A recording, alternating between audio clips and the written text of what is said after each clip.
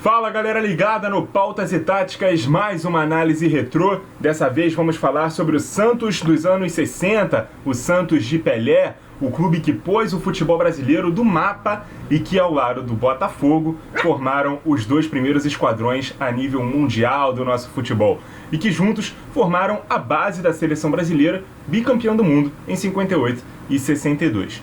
Um time que encantava por seu ataque, mas que, assim como todo time histórico, se destacava também por apresentar ideias à frente do seu tempo.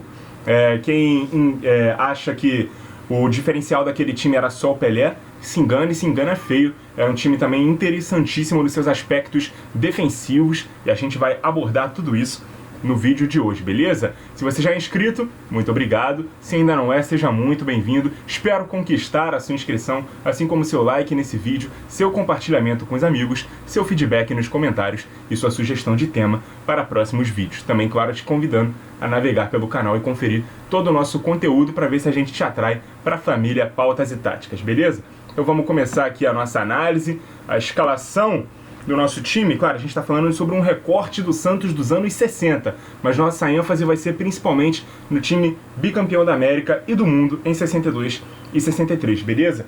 Aquele time do técnico Lula se destacava um 4-2-4, que era um sistema quase que de moda, né, naquela época, principalmente depois da Copa de 58. Time que tinha Gilmar, ele mesmo, goleiro bicampeão do mundo, no gol, Lima na lateral direita, Mauro Ramos, outro campeão do mundo, como titular inclusive em 62 na zaga ao lado do Calvé, e o Dalmo na lateral esquerda. Zito era o primeiro volante, Mengalvio o segundo homem do meio de campo, o médio volante, o camisa 8, Dorval na ponta direita, Coutinho centroavante, Pelé o ponta de lança e Pepe o ponta esquerda. Primeiramente, estamos falando de futebol brasileiro dos anos 60, né? Uma época onde havia-se muito mais espaço para jogar e pouca compactação. Então, em alguns momentos, vocês vão ver aqui o setor da defesa, longe do setor do meio campo, que vai estar um pouco mais distante também da linha dos atacantes. Era uma época também onde os laterais tinham como funções serem zagueiros de extremidade na primeira linha de defesa. Não tinham atribuições muito ofensivas, embora também fizessem os seus escapes. Principalmente também depois de 58, depois que o Nilton Santos foi o pioneiro nisso lá na seleção brasileira, com aquela dobradinha com o Zagallo, beleza? Uma época também onde a seleção brasileira e o 4-2-4 se tornou quase que uma regra no futebol brasileiro e que trabalhava com dois pontas, um médio volante, né, um meia ou meia armador, ou um ponta de lança ou meia atacante, e também conhecidos como meia direita e meia esquerda, respectivamente, e é claro, um centroavante. Esses cinco nomes cantados historicamente como a linha ofensiva do Santos, né, Dorval, Mengalvio, Coutinho, Pelé e Pepe. Na verdade era um meia e quatro atacantes. Se você quiser considerar o Pelé o meia também, porque ele viria de trás, também não tem problema. Mas era um 4-2-4, não um 4-3-3. Mas isso era porque o Mengalvio, embora fosse um meia, era justamente o cara que tinha mais poder de infiltração.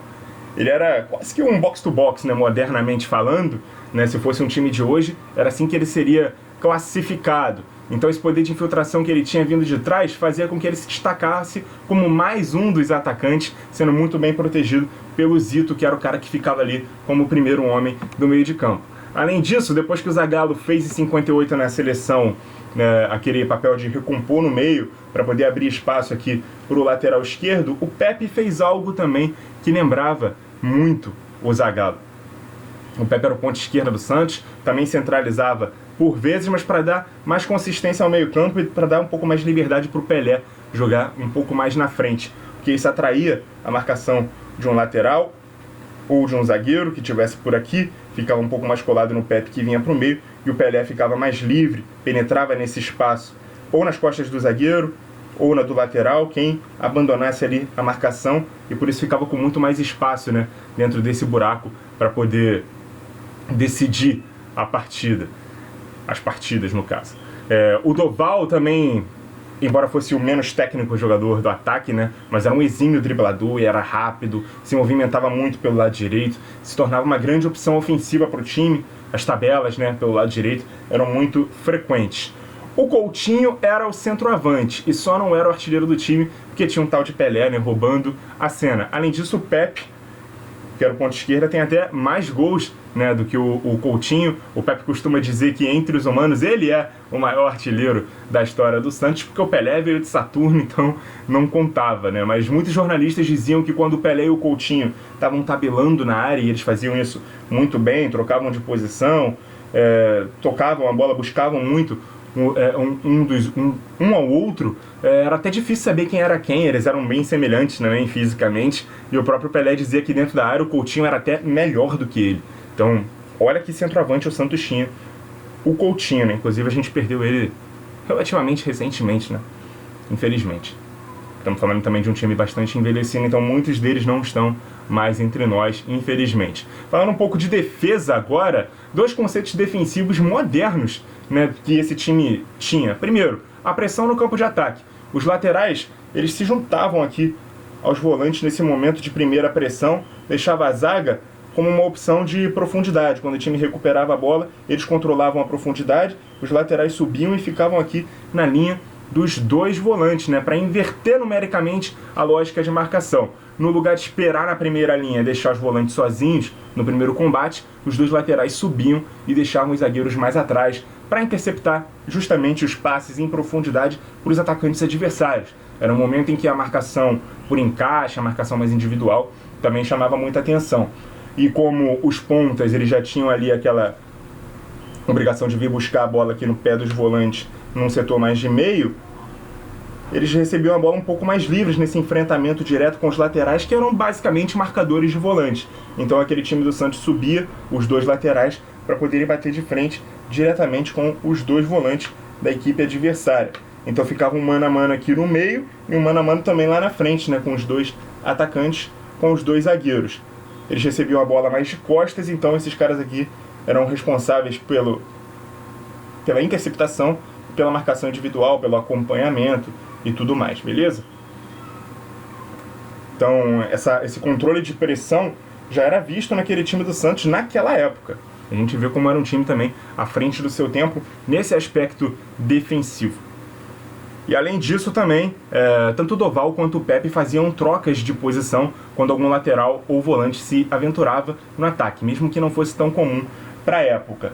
Então, principalmente quando o Santos recebeu o Carlos Alberto Torres na lateral direita, o Clodoaldo, né, como volante, o Toninho Guerreiro no ataque, o Edu na ponta esquerda, que aí o time ficou um pouco mais faceiro, né, com o acréscimo técnico e moderno, com a evolução do jogo com o passar dos anos. Então, o Pepe muitas vezes vinha para o meio, fazia, né, um suporte aqui para o lateral avançar, o Mengalvio avançava muito, então o Doval às vezes também fechava pelo meio. Quando o Carlos Alberto passava, o Doval voltava para poder ficar aqui na defesa, trocava de posição, então isso também era muito frequente naquele time histórico do Santos. E era muito histórico porque nos anos 60, só durante essa década, ganhou 23 títulos. Foi o grande responsável por colocar o Santos na posição de 5º maior clube brasileiro do século XX, sendo o primeiro sul-americano da lista e à frente, por exemplo, de gigantes europeus como Ajax, Juventus, Milan,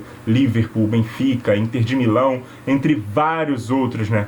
Entre os principais títulos desse Santos, as 2 Libertadores, a primeira contra o Peñarol no Uruguai e a segunda contra o Boca Juniors da Argentina, e os 2 mundiais, o primeiro contra os portugueses do Benfica, que inclusive tinham o craque Eusébio, e o segundo contra o Milan da Itália, além de 8 campeonatos paulistas, 3 Rio-São Paulo, 5 Taças Brasil e 1 torneio Roberto Gomes Pedrosa, esses 2 últimos reconhecidos posteriormente como campeonatos brasileiros, tudo isso nos anos 80. Esse time que era comandado pelo lendário técnico Lula, e ele que só treinou o Santos. A gente vai ter vídeo no Pautas e Táticas onde a gente vai falar um pouco mais sobre o Lula também, né?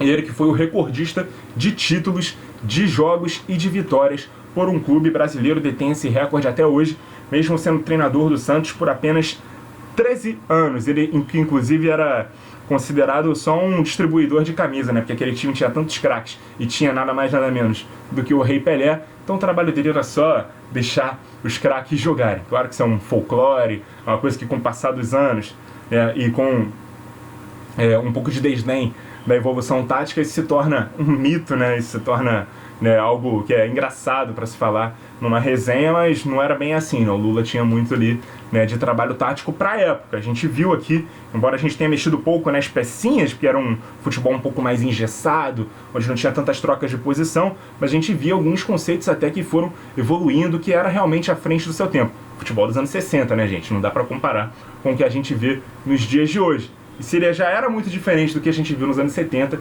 imagina comparando com os dias atuais, beleza?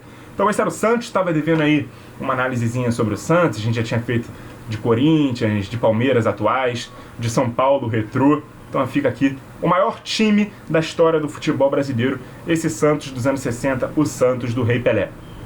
Muito obrigado a você que acompanhou o vídeo até aqui, continue ligado no Pautas e Táticas e até a próxima!